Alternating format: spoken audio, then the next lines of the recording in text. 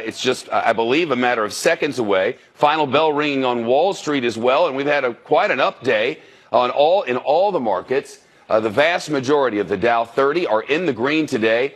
The White House signing ceremony for this veto to be played back beginning now.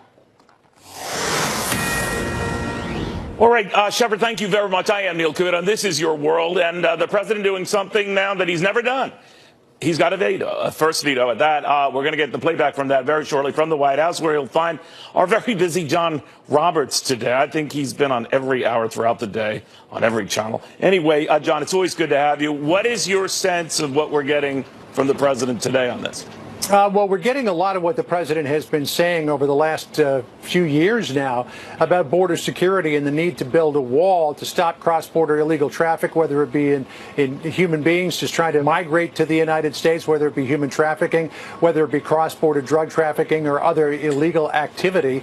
The president believes that there is a crisis on the southern border. He had the Attorney General, William Barr, next to him there in the Oval Office to give him backup on the legal front, and the president praising the 41 Republican senators who stood by him. Now, don't forget, the argument in the Senate, maybe it was for Democrats, but it wasn't for Republicans, was not about a border barrier and whether or not the president should build one. It was about how he gets to that point. The president wanted to make this emergency declaration so that he could reprogram $3.6 billion from the military construction budget over to the construction of a border barrier. That required an emergency declaration for him to do it. He's also got some other money that he got from Congress, $1.37 billion. He's got money from forfeiture funds and some other money that he can move around inside the drug and addiction program at the Pentagon to get to about $4 billion. But he wanted more than that, which is why he wanted this emergency declaration. But the president, using the Attorney General, the Vice President, Secretary of Homeland Security, an angel mother whose child was killed by a person who was in this country illegally, as well as some law enforcement people, to say there is a crisis on the southern border. Democrats in Congress do not get it, and that is why I am issuing this veto, the very first veto of my administration, so that I can continue with my emergency declaration and use that $3.6 billion reprogram for military construction to build the barrier. Now, it's very possible that because there are a number of lawsuits, numbering somewhere between 7 and 10 that are pending against this, that the president's ability to move this money around may be short-lived. He may be enjoined by the courts very soon and fight that all the way up to the Supreme Court. But again, Neil, don't forget, he's got about another $4 billion that he can start to build new mileage of border wall with while this thing is making its way. Now it's out of the political process, except for a show veto override vote scheduled for March the 26th, and then it will likely get into the courts, where it may take a number of months for it to make its way through. John Roberts, thank you, my friend. Deanna Lowe right now with the Washington Examiner. Obviously, Democrats don't like this. A number of Republicans don't like this. What's going to happen? Ultimately, it's up for the courts to decide, because as we see, there are already a handful of lawsuits, and surely there will be dozens more. But really, this is sort of a staggering blow, the fact that you have Republicans like Rand Paul and Marco Rubio who are willing to take a stand against the president in something that is arguably legal, but probably not constitutional, as emergency powers are intended. So, he pointed out the Republicans have voted with him, and he appreciates that. He did not those who did not. So how's that going to go down? So, I mean, those who voted against him did the right thing. I mean, really what has to be done is Senator Mike Lee's bill, and Mike Lee voted to overturn this. Senator Mike Lee's bill to update the National Emergencies Act and make it so that way any national emergency must be approved by Congress within 30 days or else it expires. That's what really needs to happen. Right now, yes, is this political posturing from Nancy Pelosi? It is, but it is still setting an important precedent to limit the power of the president. So real quickly, he has the votes to avoid an override for the time being, right? Yes. So, I mean, he would have it would have been 67 votes in the Senate required in order to make it veto-proof, and it didn't look like it was going to come anywhere near that. All right. But I do think that voters will remember who stood for the Constitution come 2020 for those more vulnerable. It depends on the voter, I guess. Deanna, thank you very much. Now to the White House, the president. Sorrow of our entire nation following the monstrous terror attacks at two mosques. These sacred places of worship were turned into scenes of evil killing. You've all been seeing what went on. It's a horrible, horrible thing. I told the Prime Minister that the United States is with them all the way, 100%, whatever they need. we will be there. New Zealand has been a great friend and partner for many years. Our relationship has never been better. And what they're going through is absolutely terrible. So our hearts are with them and whatever we can do. We're grateful to be joined today by the Vice President. Thank you very much, Mike, for being here.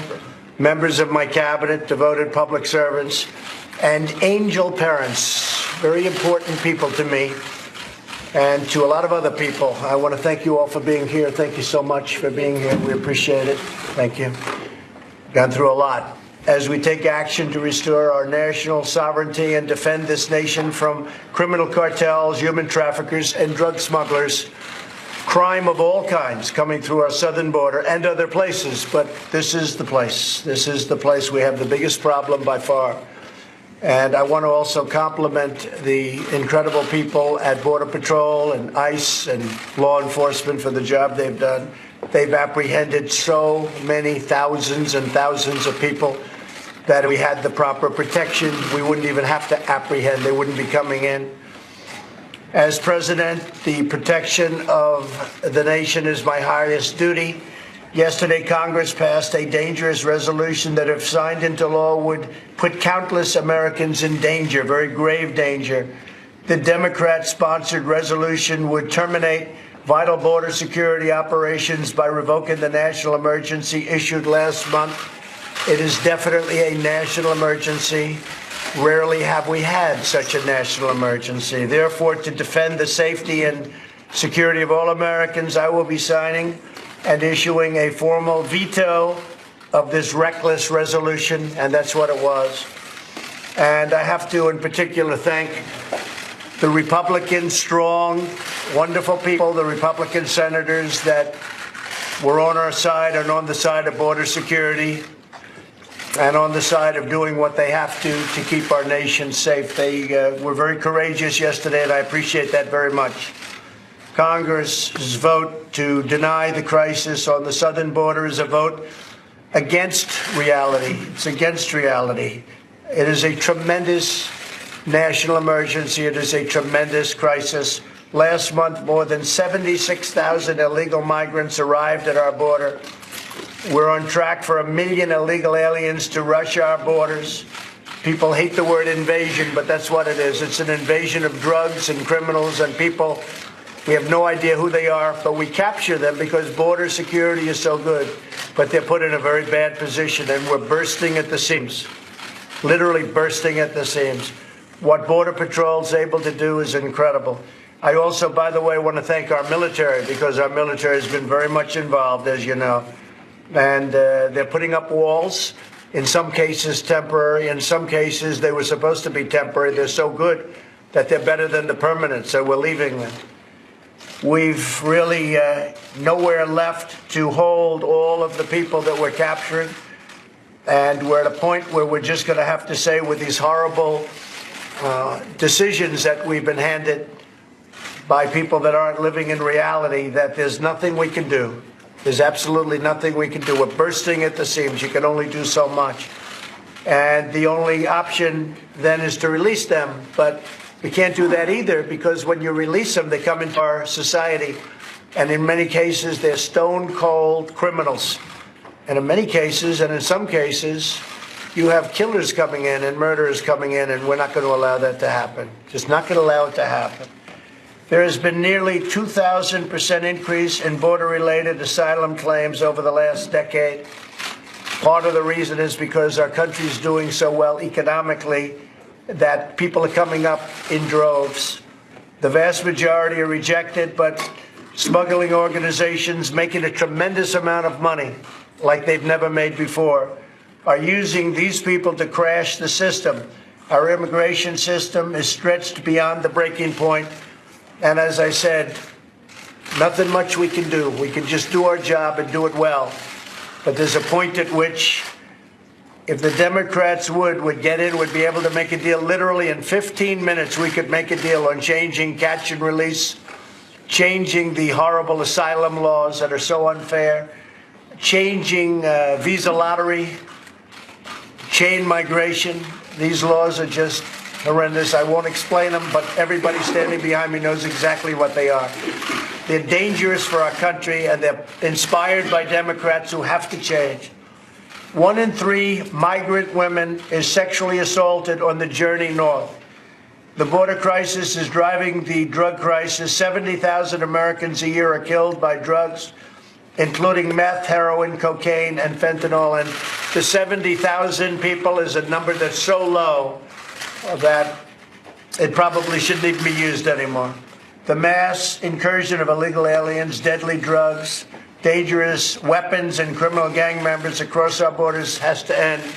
We are bringing out thousands and thousands a year of MS-13 gang members and other gang members that are just as bad, where they come into our country, they're able to skirt the border, come through areas where we don't have proper wall, where we don't have any wall at all, and they get into the country and they do a lot of damage in many cases, but we get them out by the thousands, and we bring them back or we incarcerate them.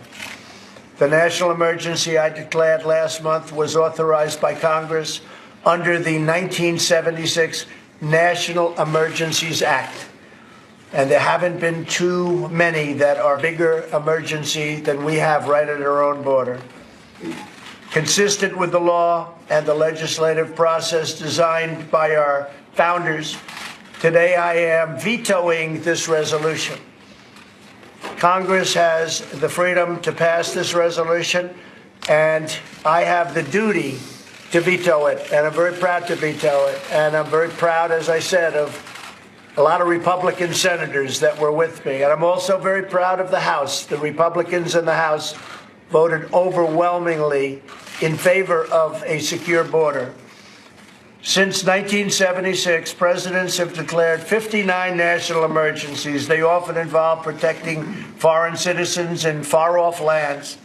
Yet Congress has not terminated any of them. Every single one of them is still in existence.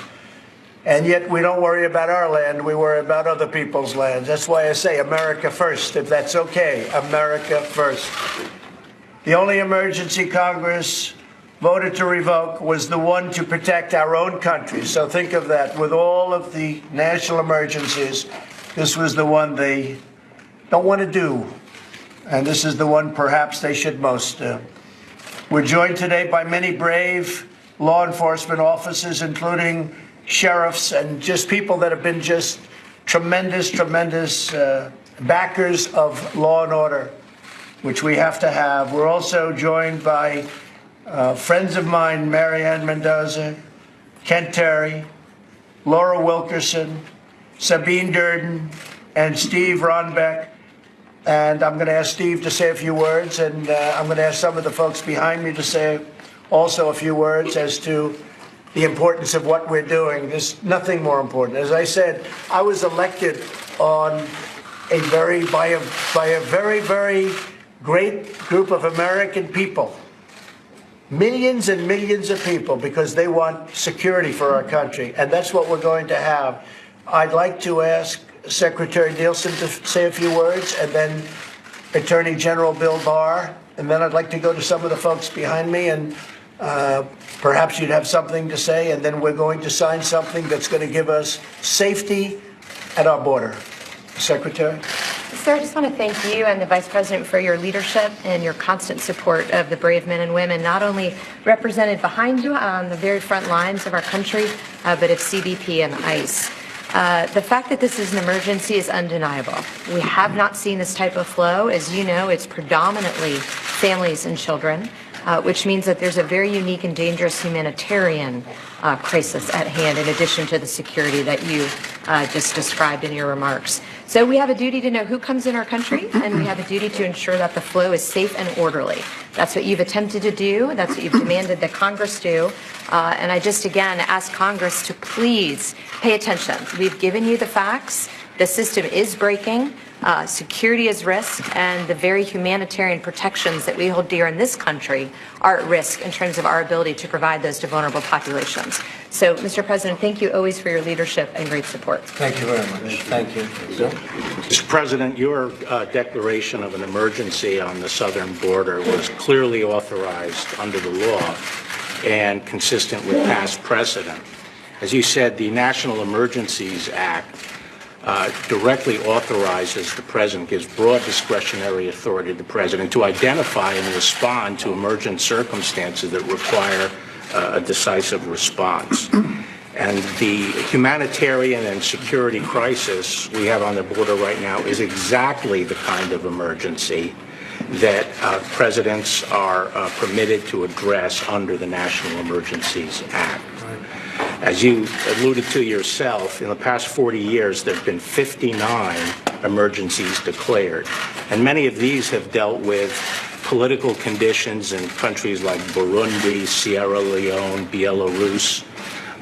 The crisis that we're dealing with today is right on our doorstep, and it presents a real, clear, and present danger to the American people. So what you've done from a legal standpoint is solidly grounded in law, and from the standpoint of protecting the American people, it's imperative.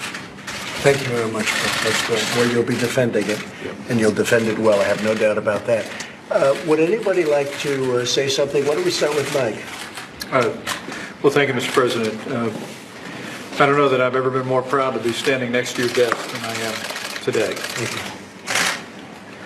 To be standing with these courageous Americans and with these extraordinary angel parents. We have a crisis on our southern border. The reality is it's not only a crisis of illegal immigration. Criminal elements are coming across our border. The flow of drugs. Now, drug overdose is the #1 cause of death for Americans under the age of 55.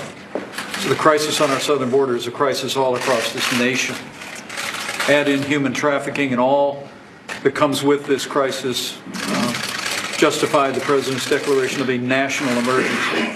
This is affecting all of the people of the United States. And today, Mr. President, with your strong support for the men and women in law enforcement, Customs and Border Protection, Homeland Security, and with I know what is your love and your heart for these angel parents, you're keeping your word by vetoing this legislation, by finding the available resources to build the wall, address this emergency, and secure our border. And I know I speak on behalf of all gathered here, people all across this country. And I say thank you for keeping your word, Mr. President. Thank you. I appreciate it.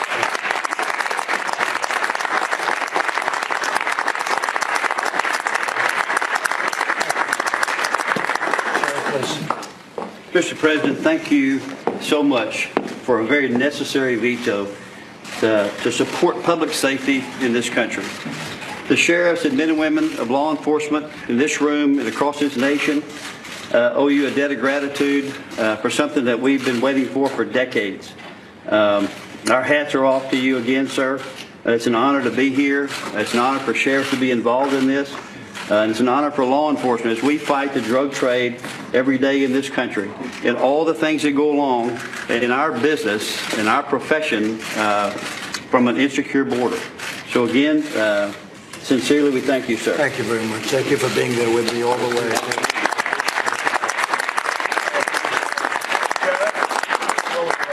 Thank you. Mr. President, I can't thank you enough on behalf of America's sheriffs. As you all know, there are men and women in law enforcement across this country that are fighting a battle every single day. They are in the trenches. While we Americans only make up about 7% of the world's total population, about 68% of the world's total drugs are consumed here in the United States every year. This is not political propaganda. We have a dire crisis on our southwest border, and America's sheriffs stand behind the President of the United States 100%. He has had our back. He's had the Americans' back, and we stand behind you solidly for what you're doing here today. This is unprecedented for a president to take this type of action, and we commend you, we applaud you, and I salute you, sir. Thank you very much.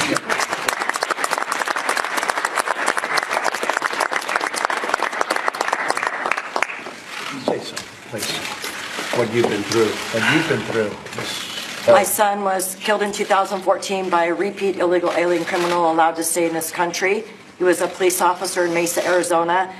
And Angel families come forward to tell their stories, not because we've created a manufactured crisis, but because we want to tell the American people and share with you our heartache and let you know what is happening on our doorsteps, what's happening to your neighbors, what's happening to your fellow Americans. And there is a way to prevent this, and it's not by continually lying to you and telling you that there isn't a problem. There is a problem. It's a national emergency, and thank you. Thank you very much. For all you've done.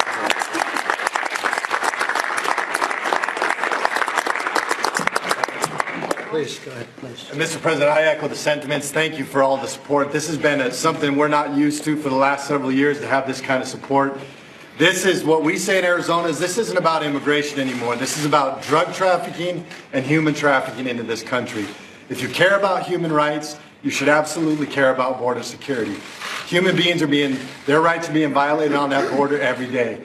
And I know I speak on behalf of the Arizona Border Sheriffs that I challenge our congressmen and women and senators to come down and see firsthand what we're dealing with. See it for yourselves before you cast your vote. And you'll see that we are dealing with a crisis, and we're fighting every day alongside our federal partners, our local partners, sheriff's offices, to take care of this. So thank you, Mr. President. Thank you. Thank you. Good job. Mr. President, I've been a sheriff for 21 years, and I've been dealing with Congress for 21 years on this issue of immigration. A lot of people have listened over 21 years, but Mr. President, you are the first person who's taken action. And you have given us back our footing in law enforcement, but you've also given the American people back what they deserve, which is to be protected. And signing this today, I can't tell you how much it means to all of us in law enforcement. But importantly, Mr. President, when I hear people say, this is all manufactured, it's all this and that, no, it's not. In my county alone, one city, we have, on average, on second shift at our hospital in Bedford, Massachusetts, 15 to 20 overdoses on second shift every day. And this is going on, that's one example that's all over the country. But Mr. President, you have stood up and you've taken the action. And the American people are behind you, we're behind you, and thank you and God bless you for what you're doing. Sheriff. Thank you, man. Tom Murphy? Tom? Where's Thomas? You had a horrible ordeal that you just went through with your son. Mr. President, I'd like to tell you and tell the public that if you don't think it can happen to you or your family, I have a quick story. Yeah. I've been with the state police for over 30 years, working narcotics and gang task forces, and supervised those for 22 years. My son grew up with depression issues and some mental health concerns. He's self-medicated with marijuana. At 18, and his father, me, had him arrested a few times along the way. When he turned 18, he moved out the day of his birthday when he turned 18 years old because he knew Dad had rules, and one was no drugs in the house. He moved out, stayed with some friends, got a job. He had a work-related injury where he severed 4 fingers, and he was introduced to opioids. So he was battling 2 things, actually, mental illness and the opioid addiction. Afterwards, he finally came to me, and for the first time in his life, he said he needed help. We sent him to a rehab facility for only 30 days because that's what our insurance would pay for at that time. He came out of rehab. Everything was fine for approximately 3 months. The craving was too much for him. He got a hold of some heroin that was laced with fentanyl, and he died on December 13th, 2017. So I'm here to say, as far as stigma goes and narcotics, and it's not going to happen to me, it's not going to happen to my family. My father's a retired minister of 45 years.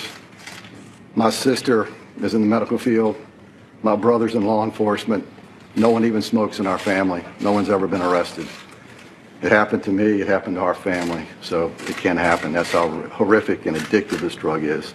So anything you can do to help us and families like us is greatly appreciated. He's coming through the southern border, folks, all through the southern border. Thank you very much. Mr. President, thank you very much, sir. This is the first real step in confronting the heroin drug crisis in this country. We're going to make real strides after this.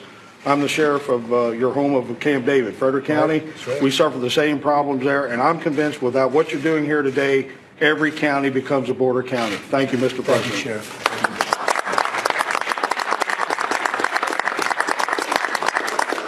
So let's get this signed, right? On behalf of your great loved ones, right? Always said they will not have died in vain. Did I tell you that a long time ago? I told 3 you years that ago. 4 years ago. Right? When we first met. Yes. On the 4 years campaign. ago. Yes. When they said, oh, Trump's not going to win. You said Trump was going to win, and I said, and they will not have died in vain. Right? That's right. You told us. And that's true. I say it today with even more meaning. It's a big step.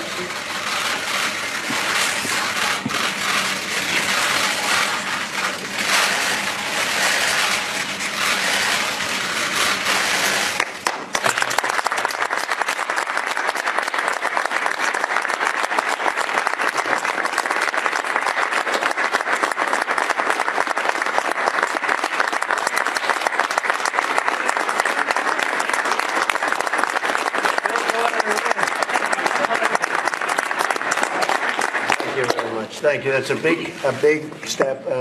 We're building a lot of wall right now. It started. A lot of people are saying, "Well, gee, you took down wall and you're building new." Well, we took down wall that almost didn't exist. It was like paper, and we're replacing it with, in many cases, 30-foot bollards, and in many cases, we're replacing it with 18-foot wall. But we have many miles under construction right now, and we're going to be signing contracts over the next couple of days for literally hundreds of miles of wall. And it's being built in the right places, and it's doing the job. It's doing the job. And it's interesting. It's like a little bit like water, as we do. We San Diego, California is very interesting because they keep talking to California. We don't want wall. I see a new candidate who's in the mix. He wants to take down the walls. Try that sometime. You'll see what will happen. You'd have tens of millions of people coming in. You see, take a look at Tijuana. Take down that wall. You want to see a mess? Take down that wall. You'll see what will happen. Right now, we have thousands of people are in Tijuana trying to get in. They're not getting in. So as we build it, it gets better and better, but it gets really to a point, and they come to a point, but you can control that point. This is serious stuff. This is, we're able to do it cheaper, better. It's better wall.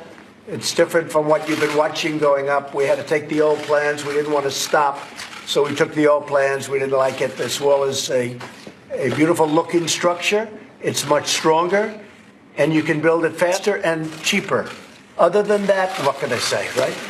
It's going to be great, and it's going to have a tremendous impact. And on top of that, I have to thank the Secretary and all the people that have worked so hard, because what you do on the Border Patrol, what you do, what those patrol agents and what the ICE folks do, and taking people out of the country that nobody wants to talk to. Even some of the sheriffs say, if you can get ICE to do it, you don't mind if they do it. Right, Sheriff? As tough as you are. These are tough people, and they're great people. These are people that the ICE folks that take such abuse from Democrats and some others, they love our country as much as anybody loves our country.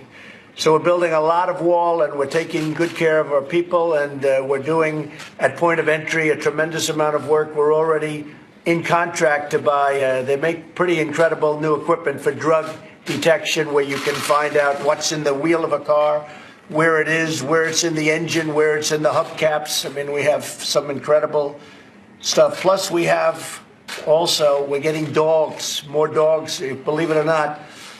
I still say, is that still true? There's nothing replaces a good dog. Is that right?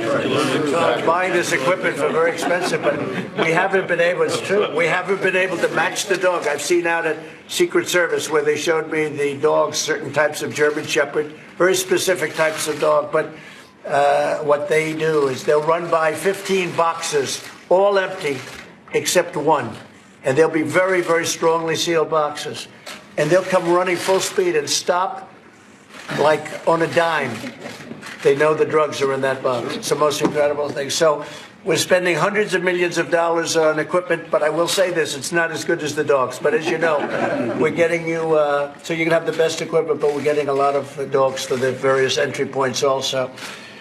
So with that, I just want to thank everybody for being here. In particular, I want to thank you folks, because you have been, and please say hello to all of your friends that have been with us really from day one. What you've gone through is unthinkable, and I appreciate it. And you're strong people. You're strong and you're proud, and your kids are, looking down on you right now, and they're very proud of their moms and their dads. You know that, right? They're very proud.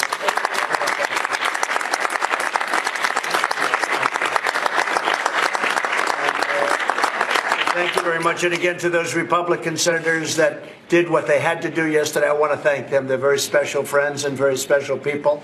And they want to see borders that are strong, where we don't allow drugs and crime and all of the problems coming into our country. Thank you all very much. Thank you. Thank you. We see today white nationalism as a rising threat around the world. I don't really. I think it's a small group of people that have very, very serious problems. I guess if you look at what happened in New Zealand, perhaps that's the case. I don't know enough about it yet. They're just learning about the person and the people involved. But it's certainly a terrible thing. Terrible thing. Yes? Mr. President, for some of the Republicans who voted for this resolution today, they support border security but oppose executive overreach. Do you have sympathy for their position? I do. Look, they're doing what they have to do, and look, I put no pressure on anybody. I actually said I could have gotten some of them to come along. I said, I want you to vote your heart, do what you want to do. I'm not putting any pressure. I'll let them know when there's pressure, okay? And I told them that. So when I need your vote, I'm going to let you know. I didn't need the vote because we all knew it was going to be a veto. And they're not going to be able to override. It's going to go very quickly. And we have a great, as your Attorney General just said, the case is a very strong case, very powerful case. It was, I think, actually, national emergency was designed for a specific purpose like this. Absolutely. So we have a great case, and I think it's going very. I mean, ideally, they shouldn't even sue in this case. You want to know the truth? They shouldn't be suing on this case, but they will because they always do. We want border security. We want safety. We want no drugs. We want no human trafficking. Okay? And on just one follow-up on New Zealand, the killer in this tragic incident wrote a manifesto, apparently. Did you see that? Apparently, I did not see it. I did not see it. But I think it's a horrible event. It's a horrible thing. I saw it early in the morning when I looked at what was happening in New Zealand. I just spoke, as you know, to the Prime Minister. I think it's a horrible, disgraceful thing and a horrible act. Okay? Thank you all very much. Thank you.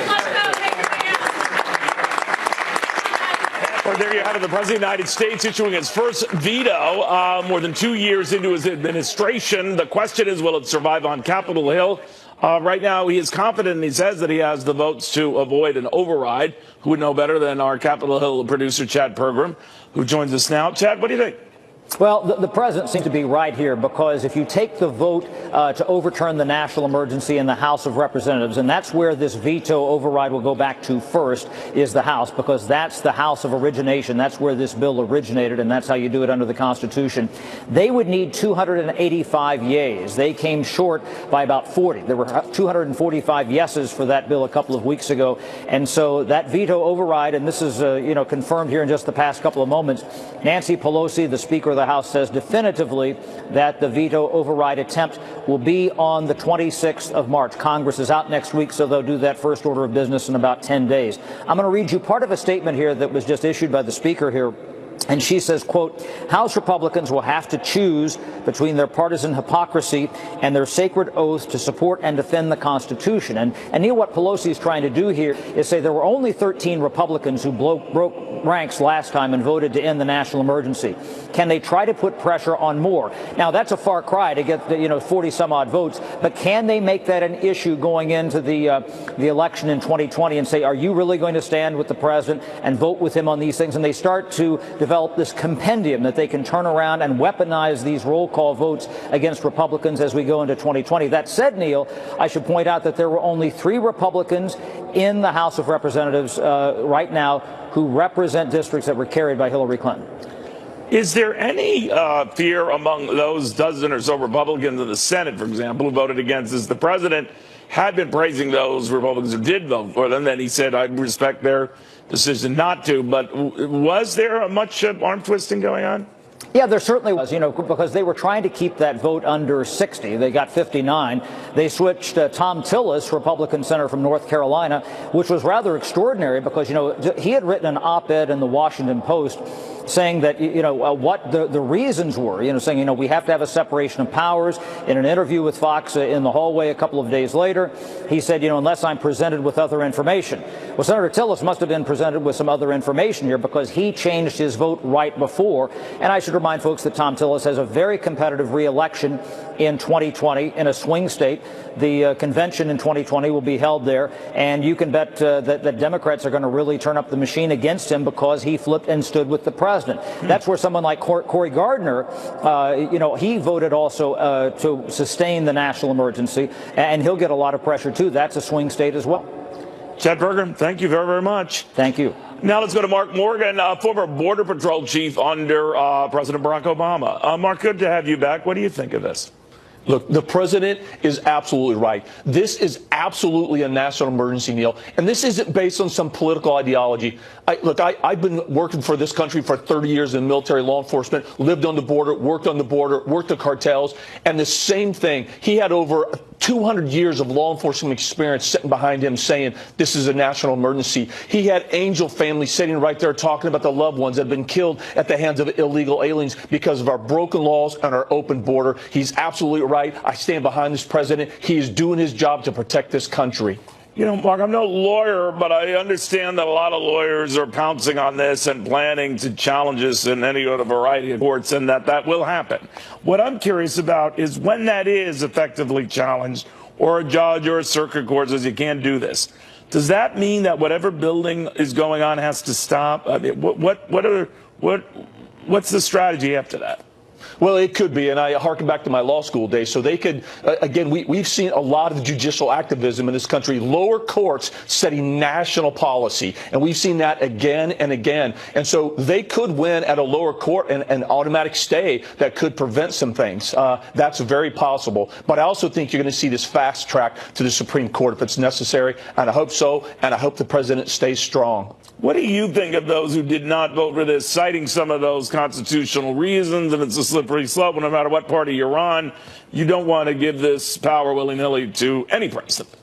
So I reject them voting the way that they did, Neil. And let's break that down really quickly. So they didn't do their job. They didn't listen to the experts, and they passed a spending bill that did not protect this country. And then when the president goes to do the job they failed to do, what do? They try to block him from doing that, and they quote constitutional reason to do so. No, they failed to do their job, and the president is actually using his constitutional authority of the national emergency as well as his veto power to do exactly what we should ask Congress to do. They failed to do it. The president is. All right. Mark Morgan, former Border Patrol chief under President Barack Obama. Thank you, Mark. You bet. Now to the retired Brigadier General Anthony Tata. General, good to have you. What do you think of what the president just did? I think it's a great move. The president's doing exactly the right thing. He's got a country to defend. His first duty is to protect America and its people, and he's taken that duty very seriously, and he's doing it by vetoing this resolution. And so from a military point of view, Neil, what a wall does is it funnels migrants to the ports of entry and allows for a more efficient use of Border Patrol and other law enforcement officials, and allows you to put technology in other areas that can look for the things that human trafficking and everything the president pointed out, the drugs and so forth. And we're kidding ourselves if we don't think there's a terrorist nexus out there. There is one in Venezuela right now with Russia, Cuba, and Hezbollah and Iran, and they funnel up through Central America, and they're pressing on our border. And we're kidding ourselves if we don't think that that's the case. And it's our 5-yard line, and we're okay going overseas and fighting the enemy on their 5-yard line. It's time that we defend our 5-yard line, to use a football terminology. As a general who served this country very bravely, sir, I'm curious what your thoughts are on the power this emergency declaration would also give the president to sort of go within the defense budget and take monies from there, for example, that might be reallocated here. And how do you feel about that? I feel that it's an appropriate use of defense funds to defend the border. Our first priority is to defend America, and frequently that's done overseas and disrupting ungoverned spaces like Afghanistan and Syria and Iraq, that where terrorists can plan and try to attack our country. But more importantly, now we have detected there is this enormous flow of migrants coming up, and in those flows are our enemies that are trying to do us harm. And so it makes sense to move money, in a few $billion. The president has boosted the defense budget over $700 billion, 718, I think, was last year. And so to take just a small fraction of that money and put it on the border makes complete sense to me, and the military will be able to figure out how to reallocate and make sure that the funding gets to where it needs to be when the gaps are opened as that money is moved. All right, General, thank you very, very much. Again, and to the General's point, the President, in fact, has boosted defense spending if he gets his way. And it's a tough time in this environment to get your budget through. But he's proposed to bring that defense budget up to around the $770 to $780 billion area. The General was also just talking about terror. We saw the latest example of that, in fact, live streaming it. And why Facebook and other social media companies are really getting a lot of grief today for allowing their viewers to see. Just think about this, 17 minutes of terror in New Zealand, live and online. Suspect in that deadly attack actually live streamed it on Facebook. 49 people were killed at 2 separate mosques there. Social media companies are reacting, saying they can only do so much. Fox News Channel's Jonathan Hunt is with us now. Jonathan. Neil, it's a massacre that has left New Zealand and indeed the world stunned and on alert. It was an attack aimed deliberately at Muslims, a gunman live streaming every moment via a camera mounted on his head. We are not showing any of that video at this point, but I have watched it for the sake of our reporting, and it's important to describe the detail. The gunman drives calmly toward a mosque, playing music and talking to himself. He then takes weapons from his trunk, walks toward the mosque, which was filling up for Friday prayers, and opens fire, gunning down at least 2 men at the doorway. Then he walks inside and shoots every single person he can see. He reloads several times and at one point goes back into a room where 2 large groups are laying on the floor, many of them already dead, some wounded, and he walks calmly around taking kill shots, finishing off his victims with bullets to the head or body. Once he leaves the mosque, he shoots several people on the street, including a woman wearing traditional Muslim dress. She's wounded. She lies on the street crying out for help.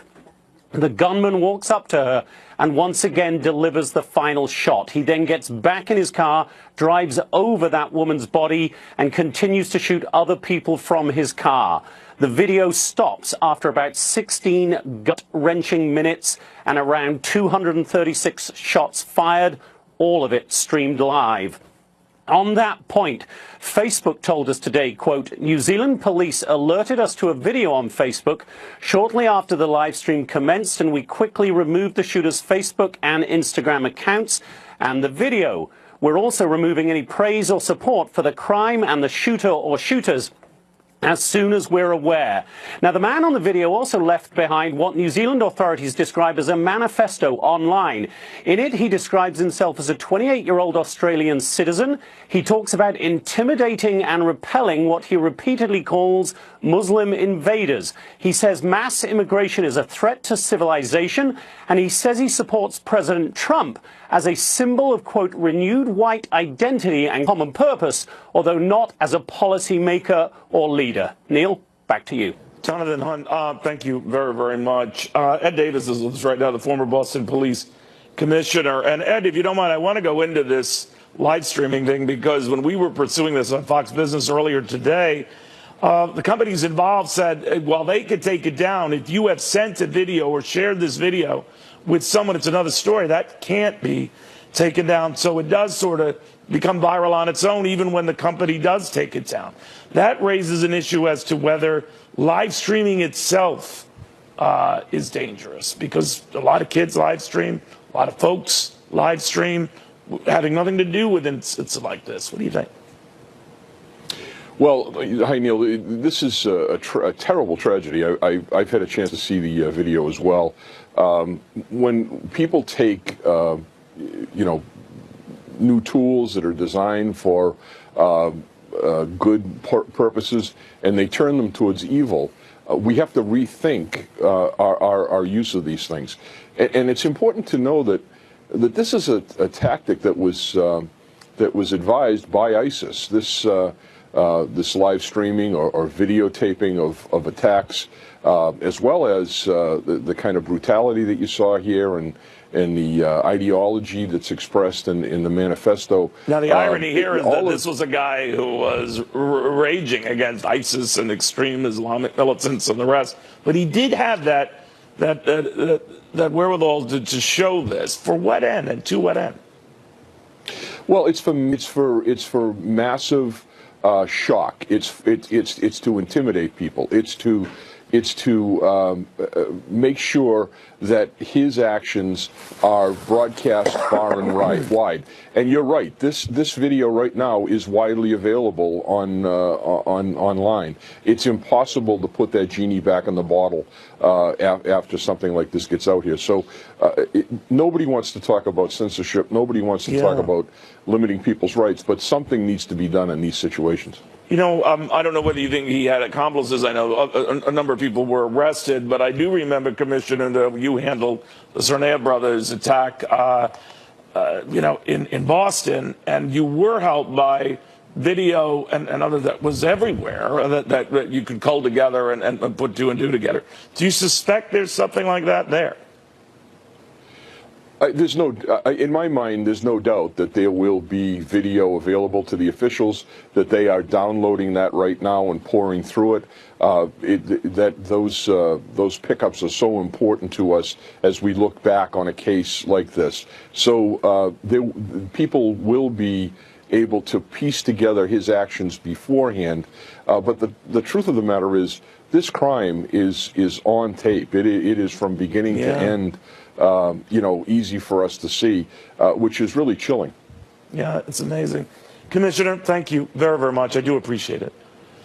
Thank you, Neil. All right, the black boxes, they're now in French hands going through the Ethiopian Air Flight 302 disaster, but now we're getting word that it could be a while before we get anything out of those boxes. Now, keep in mind, all of this happened a week ago Sunday, and... All right, it's been 5 days now. Last Sunday, all of this happened with Ethiopian Airlines crash of a jet that had a tie-in with Lion Air back in Indonesia in the fall that has a lot of investigators wondering, once they retrieve that black box, to get some answers. Here's the thing. It's been shaken all around Europe, finally arrives in France. There are protocol problems in France trying to decide how to go about investigating this. Now word from Ethiopian Airlines that the French have told them we'll get to it, but it'll be a few days. So if you're waiting for that to get a sort of a TikTok on this, you could be waiting a while. But our Trace Gallagher has learned from a number of other sources where they do have information what was going on in that plane that day last Sunday. Hey, Trace. Yeah, and Neil, it appears the reason the FAA grounded the 737 MAX 8s is because of the similarities between last Sunday's crash and the crash of Lion Air back in October. For example, both flights had drastic speed fluctuations during the initial ascent. In fact, because of the wild acceleration, the Ethiopian air pilot radioed that he had a control problem, quoting here, "Break, break, request back to home, request vector for landing," meaning I need to turn around. That was the last contact before the crash. And now reports say investigators in Africa have located the Ethiopian Air's horizontal stabilizer. That's the small wing on the tail section that controls the up and down movement of the nose. It appears that stabilizer was in the same unusual position as the stabilizer on the Lion Air flight in October. Remember, the anti-stall system appears to be the primary focus in both of these crashes, and here's why. When Boeing redesigned the 737 to create the MAX 8, the position of the engines changed, and that change balance of the airplane also changed. So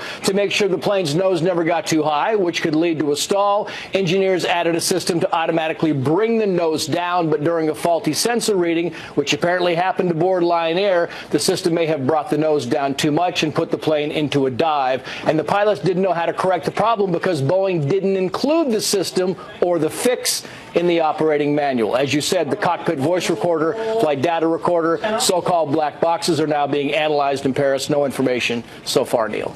All right, Trace, thank you very, very much. That pilot in question, by the way, had over 8,000 hours of flying experience and was considered impeccable.